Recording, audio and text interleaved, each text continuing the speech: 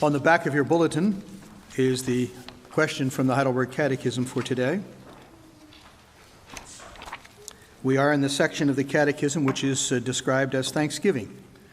And the commandments of God are the way we show that thanksgiving as we keep them. Would you do as we normally do? Would you allow me to ask the question and then together let us repeat it with the answer, okay? Let us give the answer after the question.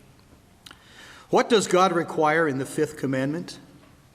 That I show all honor, love, and faithfulness to my father and mother, and to all in authority over me, submit myself with due obedience to all their good instruction and correction, and also bear patiently with their infirmities, since it is God's will to govern us by their hand. I suppose one little aside, you may have noticed a couple of repetitions here in my mind. They're using new technology today, and the rotary dial phone, I understand, is not on the list. So if I seem a little hesitant, it's because we're doing something I'm not used to. I'd like to turn you for a moment to Ephesians chapter 6, to the first 6 verses. Children, obey your parents in the Lord, for this is right. Honor your father and mother, which is the first commandment with a promise, that it may be well with you, and you may live long on the earth. And you fathers, do not provoke your children to wrath, but bring them up in the training and admonition of the Lord. Bondservants, be obedient to those who are your masters according to the flesh, with fear and trembling, in sincerity of heart, as to Christ, not with eye service as pleasing men, but as bondservants of Christ, doing the will of God from the heart. What does the Catechism question say that the fifth commandment requires? Okay, you will honor your father and mother, as Ephesians picked it up. Honor your father and mother, which is the first commandment with a promise. The other commandments were made.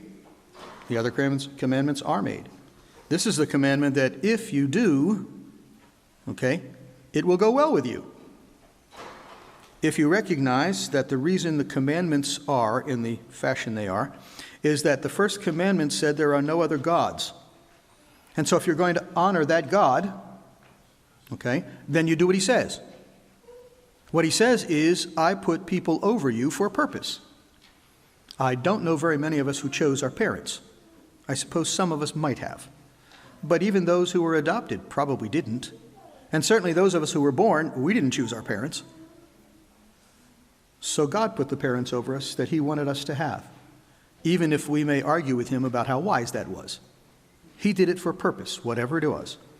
And so he says it will go well with you if you obey them. If you don't, you will be under their discipline and God's. That I show all honor, love, and faithfulness to my father and mother, and to all who are in authority over me. We may not like those who are in authority over us, whether they're teachers, whether they're coaches, whether they're police officers, whether they're politicians. But God has placed them over us for a purpose. It may not be that his purpose is to make our lives as wonderful as they can possibly be. It may be to teach us what's wrong with the world, to teach us what's right in opposition to what's being done. But he's doing it for a purpose, and he wants us to learn from it, and he wants us to submit to it so we learn it effectively. Because he did it, not the voters, not the politicians. It's God's hand. Of course, that goes back to the idea that God rules all of his creation, and he's sovereign in all of his creation. So what he wants to do, he can do. He has the right to do it. And submit myself with due obedience to all their good instruction. If I turned to Romans chapter 13,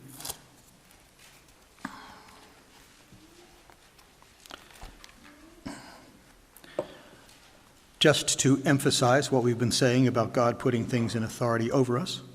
Let every soul be subject to the governing authorities, for there is no authority except from God, and the authorities that exist are appointed by God. Therefore, whoever resists the authority resists the ordinance of God, and those who resist will bring judgment on themselves. When God created Adam and Eve, what did he do besides create? He gave them instructions about what they were to do. He put them in authority over the creation. Well, there were only two of them. So he put them in authority. He put Adam in authority. He put Eve in authority. And they had authority over each other. And they had authority over all of the other things in the creation. And then came children. Well, now they have authority over children. And then as the children grew up, and they lived a long time, so there were many children, there became other forms of government. Adam couldn't talk to all of the kids that his wife bore him in the 900 years he lived. Not at the same time, anyway. So he probably appointed others to do that for him. And we had kings building up. Adam was the king at first. And then there was worship. Adam was the priest at first, because he was the only man, prophet, priest, and king, the offices. He was the teacher. He was the priest. He was the king. So in the church, as the church grew in number, others took some of his responsibilities by delegation. And God was involved in that from the beginning. So God created all of the authorities that are, and then God has allowed those authorities and worked in those authorities that they would pass on that authority to others. So all of the things that we have over us, even if we don't like them, are in fact God's doing. Do you want to be unafraid of authority? Then do what is good, and you will have praise from the same. For he is God's minister to you for good. If you do evil, be afraid. He does not bear the sword in vain. He is God's minister, an avenger to execute wrath on him who practices evil. Therefore you must be subject, not only because of wrath, but also for conscience sake. Because of this you also pay taxes, for they are God's ministers, attending continually to this thing. So render therefore to all their due. Taxes to whom taxes are due, customs to whom customs, fear to whom fear, honor to whom honor. The commandment goes beyond just father and mother to all those that God has placed over us. Moving on to Colossians for a moment, to chapter 3, verses 20 and 21. Children, obey your parents in all things, for this is well-pleasing to the Lord. Fathers, do not provoke your children, lest they become discouraged. You see, every authority has restrictions.